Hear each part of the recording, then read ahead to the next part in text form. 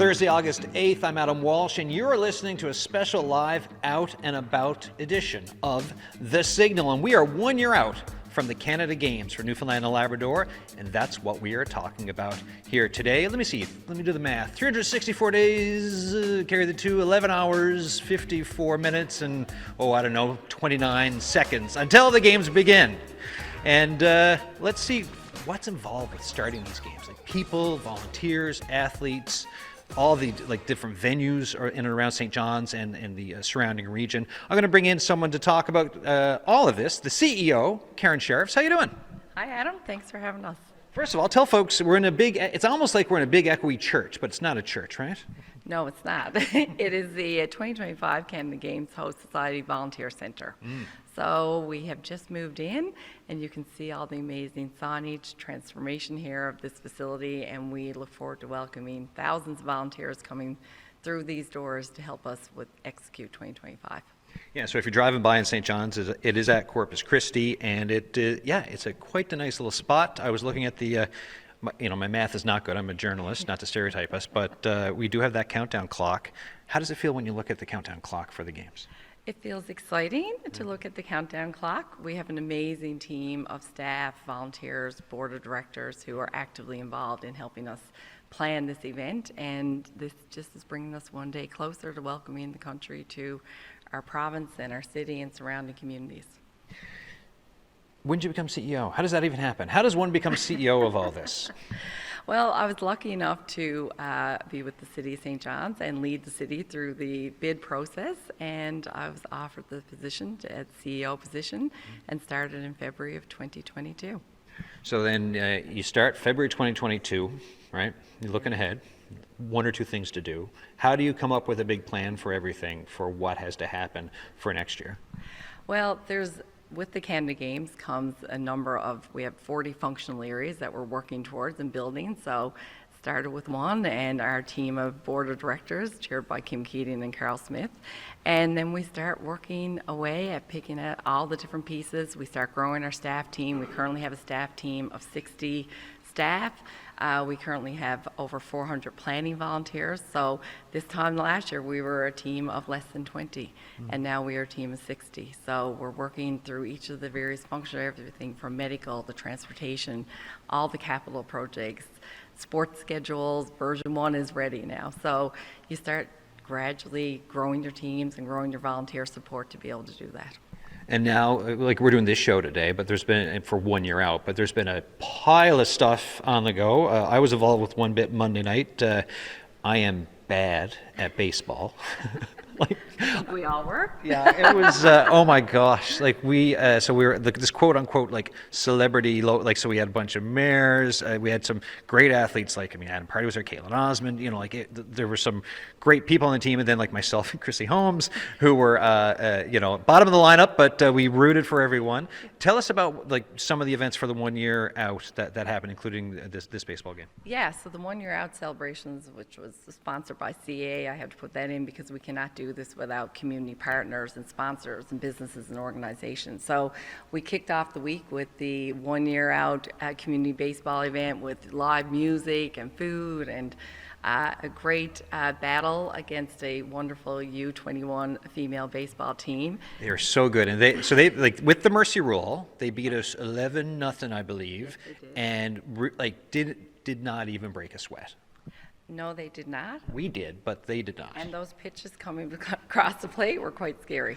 Oh. So it was an amazing week. We ended the night with fireworks. The next morning, we launched our volunteer portal, registration portal, and then we hosted a partner reception here at the center for all those partners who are really helping us reach this goal to be able to truly put off an amazing event next summer for over 4,800 athletes, coaches, and managers.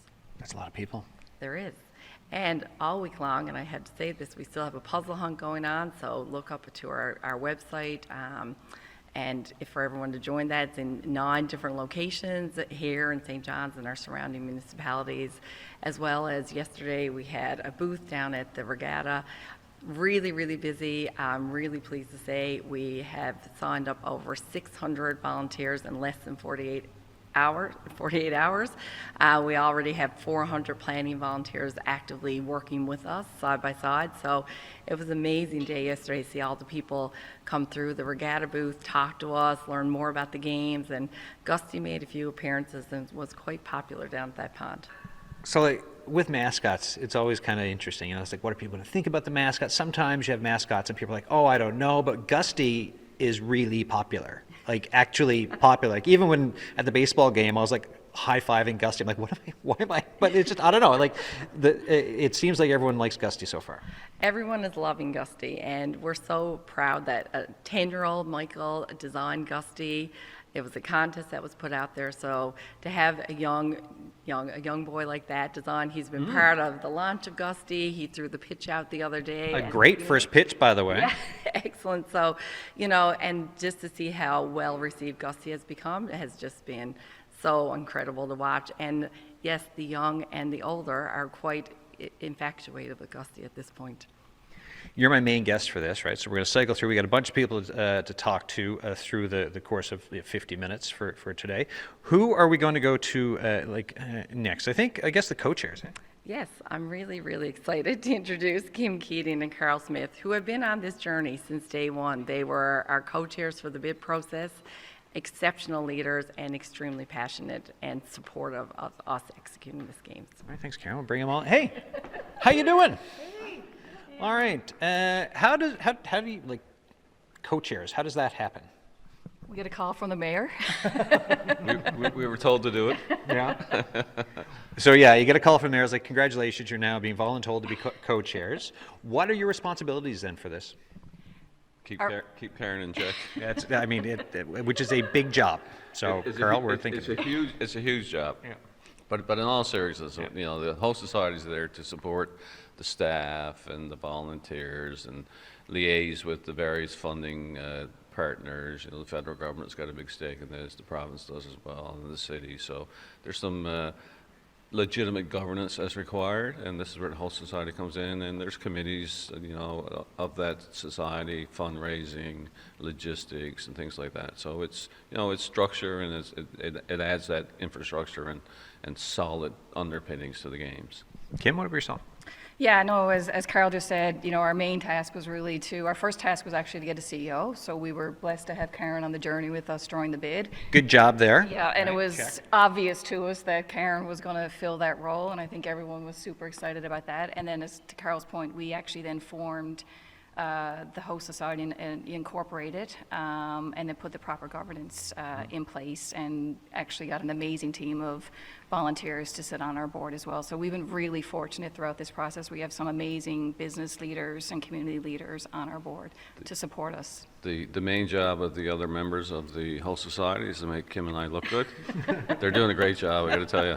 It's great when you have a team that makes you look good, hey? It's, as I look at my team, they're both staring at me. Actually, Pike's just texting away there, so it's really important. Why personally? Like, why do you want to get involved with something like this? Because, you know, you both have busy lives, you're both professionals working out there. Why?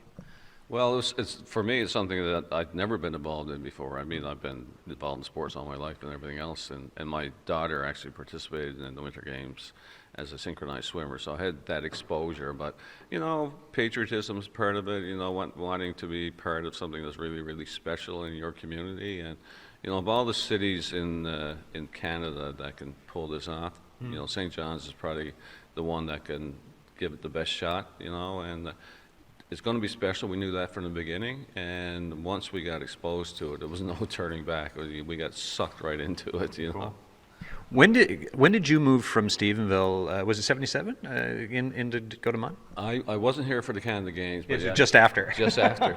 I just missed those Canada Games. But a good friend of mine from my hometown, Stephenville Crossing, played on the lacrosse team that summer, and I was sort of his practicing cross-check-e. He was a cross-checker, and I was a cross-check-e. There you go. That's a job. You know, yeah, good. That's good. Good. You're a good friend. What about yourself?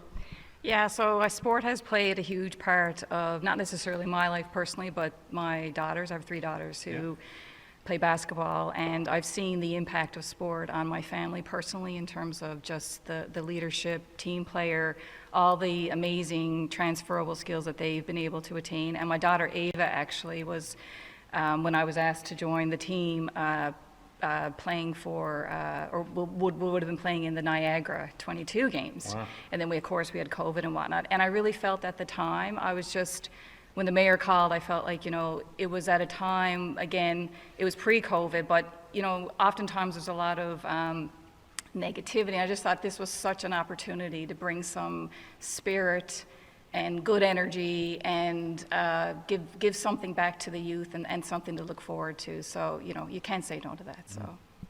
So then, when you're out, what's the next year looking like for both of you? Because I'm sure there's one or two obligations that you're going to show up for. What do you got to be doing? We asked Karen that. Listen, the so-called heavy lifting, that's an exaggeration for the Host Society, is probably more behind us now. Okay. But the next year is going to be Execution. extremely busy, execution. But the thing is, we got all the building blocks in place. We got an excellent CEO. We got far along the path of the things we need to be at this particular stage. So everything is going according to plan. And the next year will fly by. There's no question about it. Volunteers will be a huge thing. Putting the finishing touches on fundraising, but we're doing really, really good there. So, it's going to be a lot of fun, a lot of work, but a lot of fun at the same time. It's getting very real. Yeah, especially when you've got that countdown clock that just keeps ticking down every second. It's just kind of like, oh, okay, there it is. But still lots of times, still lots of opportunity for folks in the community to participate, whether to support us as a funding partner, a sponsor, and again, the volunteers. I mean, we've been fortunate to have so many sign up right now, but we're going to need so much more. So that's really what the next year is going to be about for us too, is getting those people in place, because they're the backbone of these games. What do you think about the excitement factor for 1 year out? I was for Monday just at that the baseball bit, and you had parents and kids and people who were out, and I was like, oh, there's a thing here. There's excitement that's going through the air. And I think it shows that people really are looking, they want some positive energy and fun things to get out and bring their kids out to, and I think this is what this is all about. I think it's really bringing us all together as a community, and we're a perfect place to have that, and all of our surrounding municipal partners as well. It's been an awesome experience so far. Yeah, the difference now is the visibility. It's so visible. You talk about Gusty, he's going to be out and about and everything else, and he's so lovable, and it's tangible now. We were talking about it a lot beforehand, but it's hard to sort of get that picture of what the games look like. But now this center, the other night, Gusty around, it's going to be amazing. Yeah, I think because the big thing in the beginning, I think, was just the question when we heard about the pitch and everything else. It's like, okay, what needs to be done? Can it be done in time? What about all the different sports venues? But as you're seeing them be completed, as you're seeing things progress, and now then you got Gusty walking in and around everywhere. You're right. There's a very different, real feeling to it than the beginning, where you're like, how is all of this going to happen, right? So it is pretty cool to see, and also thinking about then all the athletes, all the volunteers, and everyone having this big celebration in the next year. So so then after you do some radio today, what do you do? What's next for you? Going back to your regular jobs for the afternoon, or are you doing some Canada Game stuff? Mix of both, actually. Okay. So we have a Staff Appreciation Day today, too, so we're going to hope to make an appearance there, and there's always work to do in between for myself and Carl, so we have a lot of balls in the air, but we're managing to pull it off and have some fun at the same time. Absolutely, yeah. A few things on the go this afternoon, but, it's this is always top of mind, though. When I wake up every morning, it's Canada Games that first pops into my mind, and spending time here on this is just so rewarding and so gratifying. Excellent. Yeah. Thank you both for taking the time. I much appreciate it. Thanks for having us. All right, guys. Thank you. I'm Adam Walsh. You're listening to The Signal for our 1 year out from the Canada Games happening here in Newfoundland and Labrador and St. John surrounding areas. Looking at that countdown again, 3, 6, 4, 11 hours, 37 minutes, and now 10 seconds, 9, 8, 7 as it goes on. My main guest for today is CEO Katrina Sheriff. Karen, how you doing? I'm doing great. Thanks for this, hanging out. You're doing good. And great, in and out of the show, right? Just having a chat through the whole hour. Absolutely. Come anytime. You're always welcome here. What was your first involvement with the Canada Games? My first involvement was with the 1999 Canada Games. I worked as a sport coordinator with the Host Society, and then I went on to be mission staff, assistant chef to mission, for 7 more games, and then as observer for 2 games as part of this role for 22 and 23 Canada Games. So 2025 will be my 10th Canada Games. That's a lot. Like, It is. a lot. And that's why I keep coming back, because I absolutely love it. It's an amazing feeling. It's amazing for the community, amazing to see these athletes who have just trained so hard to compete. For some, it will be the pinnacle of their athletic career, and others will go on to be, Team Canada athletes, professional athletes, and leaders in our communities. Yeah, I mean, that does paint quite the picture, right? Also then, for communities, when you see, I guess, the sports upgrade that kind of goes on, what's it like to kind of witness that in person, to see, like, walking into whatever community it is and being like, everything's been upgraded, everyone's here, and what that can then give for longevity for, like, for example, I think for St. John's, I think the Aqua Arena from 77, right? Like, Yeah, absolutely. And that's the key thing about the games. It's not just what happens during those 18 days during the games, it's what happening right now and well after the games. You referenced the Aqua Arena, that's 1977, huge legacy. Now the Aqua Arena is getting a completely upgrade, refresh, and imagine that another 30 years of legacy in a pool with diving tanks and 65-meter pool. It's unique in our country and unique in Atlantic Canada, and it's so exciting. I didn't think I'd ever be so excited to see asphalt go down at the Fortis Canada Games Centre, the track, and the turf is starting to be laid. Amazing work happening up in Three Pond Barrens at the mountain bike course, and with a group of contractors as well as volunteers. So you're seeing a lot of progress this summer. It's really, really exciting. yeah, because that gets it. I'm just looking at some stats, right? Because we're talking about the games for next year, and we've said already in the show, 4,600 athletes and coaches, 17 sports, 13 provinces and territories, 70 staff to be hired, 5,000 volunteers. But then to get to what we're talking about now, the projected economic benefit, according to you folks, it says exceeds 100 million, right? But when you really do think about that, from the money being spent into the contract work, right? Yes. Then you're thinking of the heads and beds and everyone else staying, and some of the tourism stuff for next summer. What else do you see for economic benefit around this? Well, I mean, it's really significant. Each games gets assessed after every single games, and the economic impact is actually just for the 18 days takeout. Oh, so it's not even before. No, this is just for the 18 days of the games. The games are certainly trending in the more $120 million economic impact mark. So significant. All these parents and spectators, grandparents, brothers and sisters who want to come and cheer on these athletes. They're going to be eating in our restaurants, they're going to be staying at hotels, they're going to be enjoying our arts and culture, our music scene, and just think how busy next summer is going to be for those 18 days with everybody coming who have been on this journey with these athletes, and they're cheer them on as they're competing. And we said, how many volunteers? Over 5,000.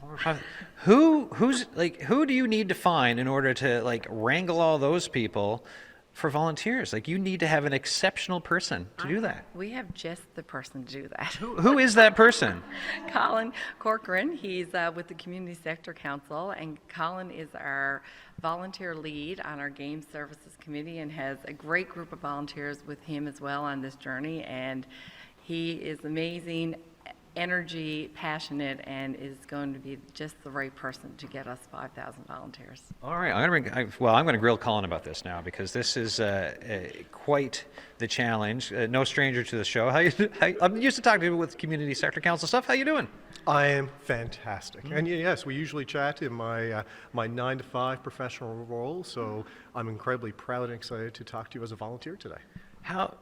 How and why for this? Did you get wrapped up in being a volunteer for this?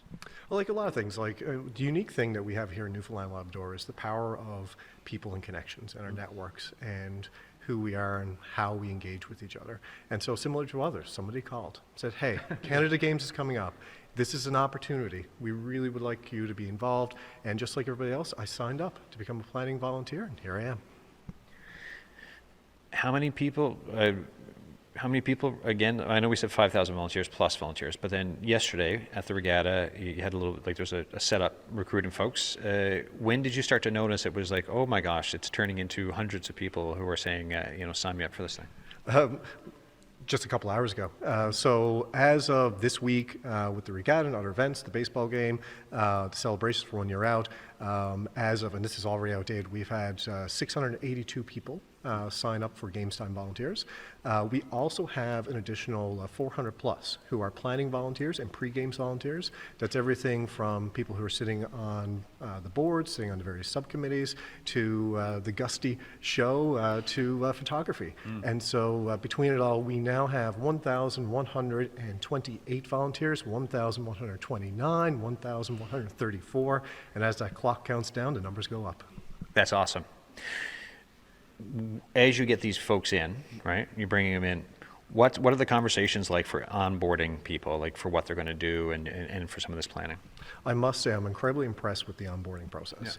And this is coming from multiple games. And a lot of that knowledge on how to run a volunteer program, the iteration and then localizing to local context has been passed on from Canada Games to Canada Games. And so volunteers, when they engage in the process, it's a very incredibly supportive and engaged process.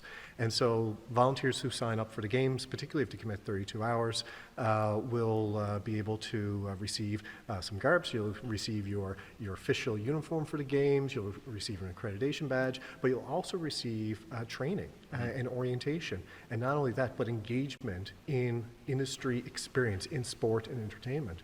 And so from that perspective, it's exciting for a volunteer to come in, and that's the type of atmosphere we're trying to create, and that's the only way you're able to recruit at this massive of a number.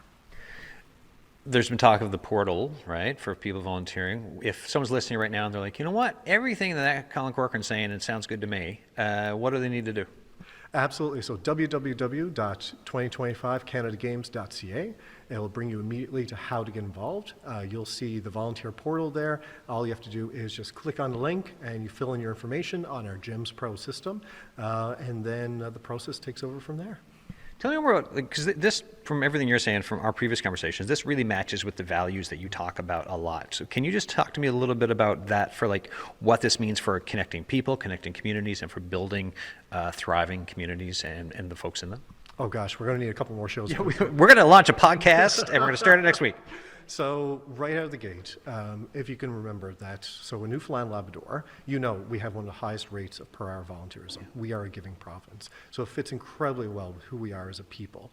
But in particular in Newfoundland, Labrador, and an Atlantic Canadian perspective, sport is one of the top three spaces in which people volunteer their time, and volunteer the most of their time.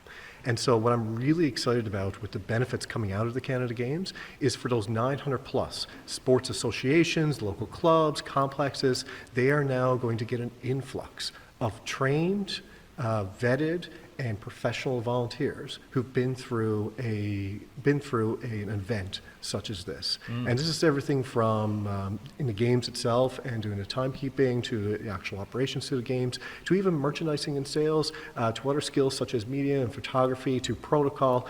We are about to see 5,000 volunteers in this province be trained, get a supportive infrastructure, and then they're not going away after the games end. So what I'm really excited about is what this will do to help catalyze volunteerism in our province. Especially when we have conversations around demographics in this province, and I know it's going to be all ages for volunteering still, but just to have this other from folks who've perhaps already been volunteering for a while, but then some of the new folks coming in, and what that can mean to different communities for when people are kind of learning this and then going back to their communities and having those skills for everything that the communities of Newfoundland and Labrador need, which we've talked about before on the show, right, when it comes to like where we're headed and populations, especially in rural parts of the province. Oh, absolutely. So I'll speak about the demographics. So we're looking for volunteers from age 16 up. For volunteers who are age 16 to 18, you'll have to get parental sign-off, parental or guardian sign-off. But there's a role for everybody. There's 150 different roles that we've identified for volunteers in the Canada Games. And so there's a huge opportunity. And that goes across different generations as well. Yeah. When we think about and we take a step back and we look at the demographics and we look at our sector here in Newfoundland and Labrador, of course we have an aging sector. We have an aging demographic and population. But that just means all the more reason for people of all ages to get engaged in something like this. It's not just the physical activity that leads to better outcomes. It's the socialization. It's being involved in something that makes you feel good at the end of the day. And it's this shared experience that people are going to have that they're going to talk about forever and a day. And what's a beautiful thing that we found out in going through this process is talking to other Games Time volunteers who volunteered at the 99 in Cornbrook or even the 77 in St. John's or across the country. They remember it. They remember the experience, they remember how they felt, and they were a part of a collective something. They were part of a team, and for our team Newfoundland Labrador, that's 5,000 strong. Hit us with the portal one more time before I let you go. Absolutely. www.2025canadagames.ca. And I hope that everybody who's listening tells a friend, tells 200 of their closest friends, and sign up today because we're excited to see you. Colin, thanks for chatting again. Thanks again, Adam. All right, Colin Corkin there. Big job, right? Trying to get, but doing great so far, over 1,000 volunteers. I'm going to bring Karen Sheriff back into the conversation as we dance in and out and talking all about 1 year out from the Canada Games. We're down to 3, 6, 4, 11 hours and 25 minutes and change. As we talk, the games are getting closer. Is that not stressing you out? You can't get too stressed out. You just got to have a bit of fun. And listen, we have an amazing staff team who, Monday night you saw them execute what they were able to execute with. And we tried out all different functional areas, tested different things. And, the enthusiasm, passion, energy is still really good. And we're going to try to keep that going right until 364 days and 11 hours. There we go. Who are we going to talk to next? Who's next on the list? We are going to speak to Katrina Lame. Okay. Katrina is the vice chair of the Canada Games Council Board, who is like our governing body of the games, and I think she goes without much introduction here as an amazing athlete, Olympic athlete, and a friend of us here at the Canada Games. So we're thrilled to have her here with us this week, and I think she will wow you. All right, come on in. So you've been through the show. All right, so folks, we're at the Canada Games HQ, and behind us is a bunch of merch, and you've been just back there the whole time. Well, I've been trying to, do more shopping because you can never have enough Canada Games stuff. That is true. So this is just the spot to do it. It is the spot to do it. So yes, I have a t-shirt and a hoodie, and now continuing to purchase more things, and of course for my kids as well, because everybody needs it. And you can always have more. You can always have more merch. Yes, and it's great merch. Tell us about your role for next year. So I'm vice chair of Canada Games Council, and working closely then, Canada Games Council works closely with the host society, and I've been a part of Canada Games actually for 41 years. So my first games, I just turned 12 back in '83. So I've kind of gone through every part of the games. 3 games as an athlete, and then I was part of media covering the games, and then on the Canada Games Council as a board member, and now vice chair. So I've seen the games evolve. I've seen them all across the country, and then to be here in St. John's for the 1 year out has been special. To have press conferences, went by the regatta, we had a appreciation lunch, the staff appreciation event today. So a little bit of everything, and as you say, we keep looking at that clock and going, okay, it's now, now is a year, but almost less than a year. So it's pretty incredible to see what the team has done and where it will be in 1 year time. To have the national Canada Games level, but and that's a high level of competition, but then there's also the Olympic level of competition, which is also where you were for a long time. What's the difference like for you to watch that, like the Canada level, and then seeing folks then kind of graduate further and then represent their country like you did?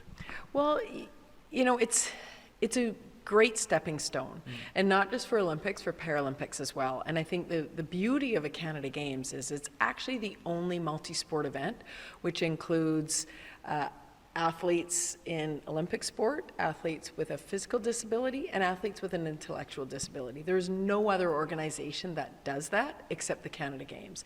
And the Canada Games is unique. No other country in the world has a multi-sport event at that high performance, but almost youth level. And I say youth, they're athletes from sort of 13 to 23. But for myself, it was a real stepping stone in the speed skating world to understand what it was like to be in a multi-sport games, to live in a village, to, it's a different feeling. And yet I did a summer games, and that was the pinnacle of my career as well. And I knew I wouldn't go farther than Canada Games. So next year there will be athletes here. This is their dream, and this will be the pinnacle. And for others, it will be a stepping stone. Right now, Paris Games are on, and we see athletes like Andre DeGrasse, Audrey Leduc, Rylan Weens, who won a medal in diving. All of those athletes came through the Canada Games, and we look at names like Sidney Crosby. So it really is a stepping stone for many. And it's about the sport, but it's also about developing coaches, developing officials, developing volunteers, and developing even, the bricks and mortar of the infrastructure and building a community even stronger. And with that community, right? It's like every so often things can be come out of a pandemic, things can be hard on people, right? But to look at like a Canada Games and to look at what this means for a country, to bring folks together, what's it been like seeing that over the years for just all these folks from all across Canada getting together to celebrate something like sport that everyone can kind of really get behind? Sport brings people together at the very grassroots all the way to the high performance. And so there's nothing like a Canada Games because we see the beauty of a community, and it's a time to showcase the community. From the 5,000 volunteers that will be a part of that, I mean, for many of these athletes, but also their families, this will, for many of them, be the very first time that they're in St. John's.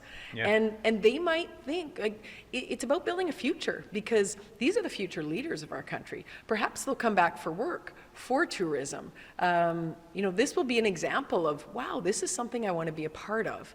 And so I think there's so many more parts than just the sport because that lasts 17 days and it's amazing, but it's the legacy that is left within a community, and that's from every level. So for the opening ceremonies next year, and as everyone walks in, as someone who's done this a bunch of times before, what do you think the emotions and feelings and thoughts are around something as it really kicks off? And I kind of am at a loss for words because any opening ceremony, they're my favorite, whether it's a Canada Games, whether it's an Olympic Games, because they're about pride in the province or territory that you're representing. And I'm going to tell you, I still have my clothing from 1983 when I was 12 years old, because it's something that you are so proud of. And when you walk into an opening ceremony, or for week 2 athletes when they were walking into the closing ceremony, wearing your province or territory's colors, you stand up a little taller, and that will always be your home. But you're a part of an event that does connect a nation. We are a huge nation. When you see those signs in Signal Hill, the fact that England is just as far as Calgary is, that's incredible. But yet, the sport and the games, they will connect us, and we are one nation, and we all are under the maple leaf, and that's what's really special. So what's your sked now? When do you fly out of here, and what's the next year like for you then? Well, actually, I fly out tomorrow to go to Montreal to host FanFest for the Olympics, the last weekend of FanFest. So bringing the stories from the Olympics to the community. Because to me, it's all about sport, and it's about how we're impacted by sport. So whether we are a fan of watching it, whether we're participating at grassroots, whether we're participating at high performance, sport connects us. And so, it's an exciting week, it's a fun week, and I already did some sightseeing and put a list of things that when I bring my kids out next year, I said to my daughter, these are some of the things we're going to see in a year's time. How old are your kids, by the way?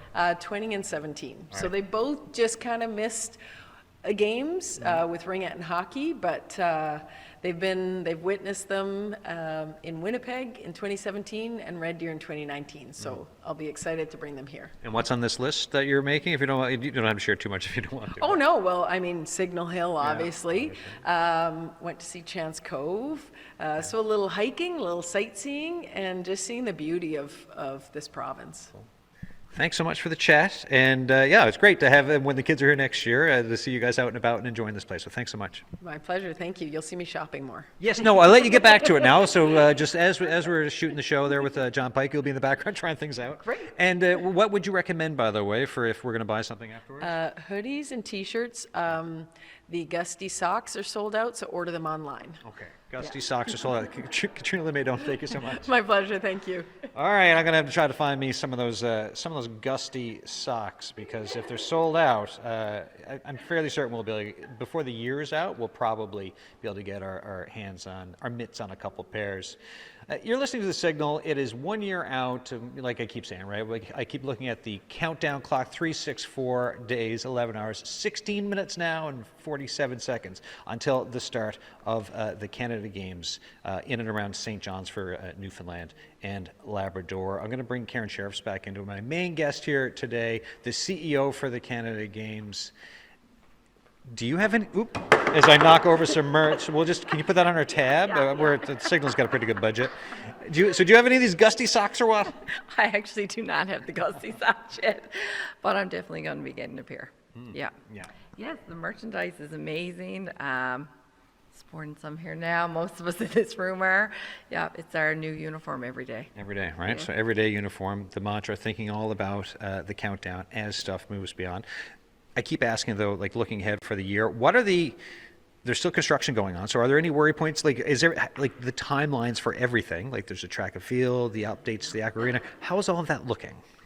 We have a big schedule. A big Excel spreadsheet. Yeah, no, all of the projects are being really closely monitored and tracked. We're working, we have 25 different capital projects occurring. We're working really closely with everybody who's managing those projects on time, looking at different decision points as we're going along. This is working, okay, let's pivot here, that sort of thing. And it's been a really great process to date. We're working with amazing venue managers and facility owners, and to get these venues ready. Everyone is really excited about seeing the upgrades that's happening to every single one of our venues. Smallwood Field, City of Mount Pearl, that just had a full upgrade done, and that field is basically now Canada Games ready with a few little tweaks and changes at, preparing for next year. We've got one more person to talk to, I believe. Who is it? It's an athlete. It is an athlete, and I'm really, really proud to introduce Declan Walsh. And Declan is a tennis player. He was at the 22 Canada Games, and just an amazing young man, and I think you are going to have a wonderful time speaking to Declan. Come on over, Declan. And I didn't ask you before, I'm fairly certain we're not related, so how you doing? Oh, yeah, no. Excellent. When did you start playing? How old were you when you started playing tennis? I was 5 years old when I started playing, so it was back in 2013. So I just entered a rec program at the Greenbelt Tennis Club, and I've loved it ever since. First Canada Games, Niagara 2022. What was that like? That was, it really was an experience I'll never forget. I mean, looking back on all the things I've done in the past 10 years, I think that's definitely number one for me. It was a completely different experience from everything else, really, because you're there with a team, right? And on the tennis court, it's you usually, and it's only you out there. You got to deal with the pressure, the opponent and everything. But having a team behind your back and everyone cheering, and it's such a different atmosphere, and it's really something that I'll cherish and never forget. So what's the next year look like for you as you try for next year at home? Yeah. So I'm looking at the no pressure. I'm looking at the clock. For me, it's a little different. It's 364 days to train up until the next games. But I'm really hoping I'll get to be a part of it. It'll be a super exciting experience. It's gonna be great. Not only for the athletes that compete, but it's gonna be great for sort of the little ones who might be eligible for 2029. Like they'll have an opportunity to see what the Canada Games is like. I hope it'll be fuel for them. I coach some of the little ones, so I'm hoping they'll get to come out and see it. But yeah, I think it's going to be a really great experience for us and for them to try and make that next games as well. I was looking at your notes for last time for 2022. Did you had to beat one of your former coaches in order to get into it, or how did that? What's the story there? Yes, that was. I think it was 2020. I think that was from the provincial championship. So yeah, that was a tight match. One of my old coaches I got to play, but that was definitely one I'll never forget. It was during so that one was really isolated. That was during COVID. So like my parents were no one was watching. It was just us two out there, and then the tournament director. So it was it was a lot different experience from Canada Games, but that's one of probably my favorite matches that I remember. So then when you're coaching kids now, you're looking at them being like, Yeah, which one of I'm you? I'm a little worried now. I come back in 5 or 6 years and suddenly they're beating me. I'm like, oh, I don't know about that. What's the process for qualifying for next year? So yeah, eventually we're going to get some training camps going. Things are still being figured out with that. But once we have a training squad going and a coach picked out, all those will occur. There'll be a few weekends we do some training, and eventually a few months before the athletes will be picked. When you're training for this kind of a thing, how often are you on the court training? Like, what's your training schedule like? So right now it's a little tough. So at the moment there is no provincial coach. So we're hoping to get one pretty soon. We've been out one now for a year and a half or so. But I'm trying the best with what I have. So just out kind of playing with some of the adults that are around, doing training on my own. But just figuring things out. It's a little different than it has been in the past few years, but I'm getting adjusted to it. Did you watch tennis? I'm assuming yes, but tennis for the Olympics? I did, yeah. No, that was, it was cool because it's also the sort of thing like it was at the French Open at the French Open Stadium, so you had kind of half the crowd divided for whoever the two players were playing. It was a lot different to watch. It was a lot of fun. You got to see probably the last Rafa Novak match played. Got to see him. So Felix won gold for Canada. Or he didn't win gold. Sorry, he won bronze. Yeah. That's he did medal though in the doubles. He got fourth in the singles as well. So Which is fantastic. That was incredible to see. Yeah. So even seeing some of the Canadians who and some of them have come through the Canada Games as well. So it was really cool to see them make the podium. What did you think of the emotional moment when Djokovic won the gold? As someone who's playing competitively, to see someone who's won everything except for this, and then actually to have such an emotional moment, what was that like? Yeah, that was that's sort of his one last accomplishment to make. I'm gonna put on the record, I'm not the biggest Djokovic fan. Yeah, me neither. But no, but I will. I was always a Federer fan, and Same. It always hurt me when Djokovic got him, but it was cool. It was cool to see him kind of accomplish his career. Yeah. That was his last. That was the last thing that he really wanted, and he made that clear from especially the start of this year. But he's made that clear basically since he hasn't won gold. But it was pretty cool to see. It was. He's gone through some injuries now in the past while. He's getting a bit older, and you have like Alcaraz and Sinner on the scene now. He had to get through Alcaraz in the final, but it was pretty cool, and just seeing the emotion let out, especially from someone who's like those are real tears of joy, and you don't often see that from him. It was pretty cool to see. Well, I'm looking forward to seeing you compete next year, and thanks for stopping by for this chat today. Yes, thank you. Yeah, thanks, Adam. All right, so Declan Walsh there. Like I said, no relation. That's it for, at least we don't think. We're probably related. Who knows, right? We'll find out later. It's like, what do you mean we have the same great-grandparent? All right, we're pretty much done here now today for the show. The Signal live on location, 1 year out from the Canada Games. Karen Sheriff, how you doing? I'm doing great.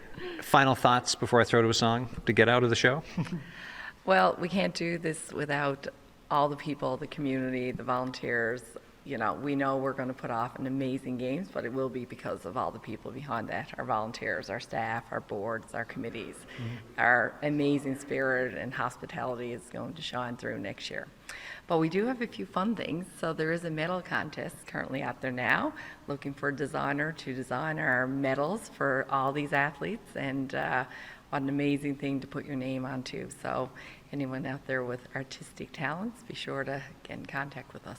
All right, thanks for this. Thank you very much. It was a pleasure, and We're gonna do this again. We certainly will. See ya. Thank you, Adam.